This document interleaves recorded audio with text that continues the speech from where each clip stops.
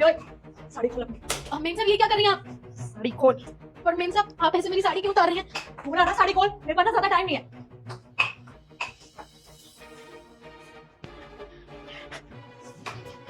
पर मेम साहब आप मुझे बताइए तो सही, आपने ऐसे मेरी साड़ी क्यों उतार दी? चुप रह। सुन, अपना ना मुंह मत खोलो, मैं तो मुझसे बुरा कोई नहीं होगा, समझी? तुम दोनों में से घर की मालकिन कौन है? जल्दी बताओ। अरे साहब, कैसा क्वेश्चन है ये? आपके सामने ही खड़ी है घर की मालकिन। अरे साहब, आपको कपड़ों से नहीं लग रहा कि ये इस घर की मालकिन है? आप भी कैसा सवाल पूछिए, यही है इस घर की मालकिन। नहीं नहीं साहब, मैं तो इस घर की नौकरानी हूँ, ये मालकिन है। मालकिन आप झूठ क्यों बोल रही हैं? कितना झूठ बोल रहे हो मालकिन आप? अरे आप ही तो इस घर की मालकिन।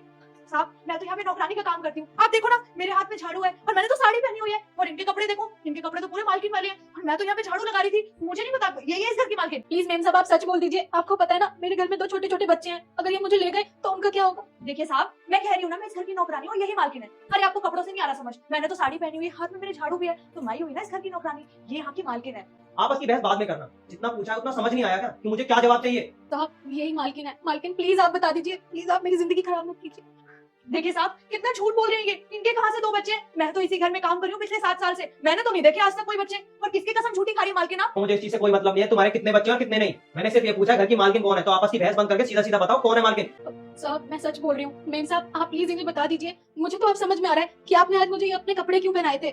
मैं तो बहुत खुश थी कि आज आपने मुझे अपने कपड़े दिए। अरे मालकिन, आप ऐसे झूठ क्यों बोल रही हैं? मैं ऐसे कपड़े कब से पहनने लग गई? मैं तो साड़ी पहनती हूँ साहब, मैं तो घर घर जाके काम करती हूँ, झाड़ू पोछा। मैं ऐसे कपड़े क्यों पहनूंगी? ये तो बहुत झूठ बोल रही हैं। कपड़े तुम्हारे नौकरानी वाले हैं और तुमने झाड़ू भी पकड़ रखी है, और ये तो देखने में अच्छी खासी लग रही है। और वैसे भी मैडम आपको जरा भी शर्म नहीं आती? अरे इतने अच्छे घर में रहती हो, घर में नौकर भी है और इतने अच्छी जिंदगी जी रही हो, फिर भी आप बाहर जाके दूसरों के घर से पैसे चुरा कर लाती हो। इतनी नीचे गिर गई हो क्या आप? ओ, मतलब मालकिन ने दूसरों के घर से पैसे चुराए? अरे ये तो बहुत शर्म की बात है। मालकिन, मैंने तो आप पे इतना भरोसा किया और आप ये सब कर रही हैं। मैं तो आज से आपके घर में काम करना छोड़ दूंगी।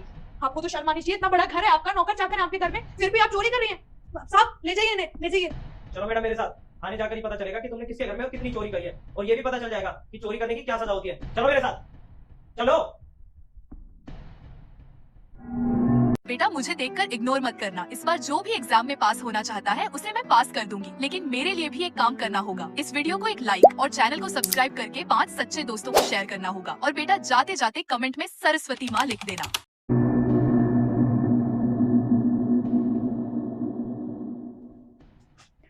ये अच्छा तरीका है दूसरों को बेवकूफ बनाने का। चोरी खुद करो और इल्जाम दूसरों पर डाल दो। अब तो मैं ऐसा ही करूंगी।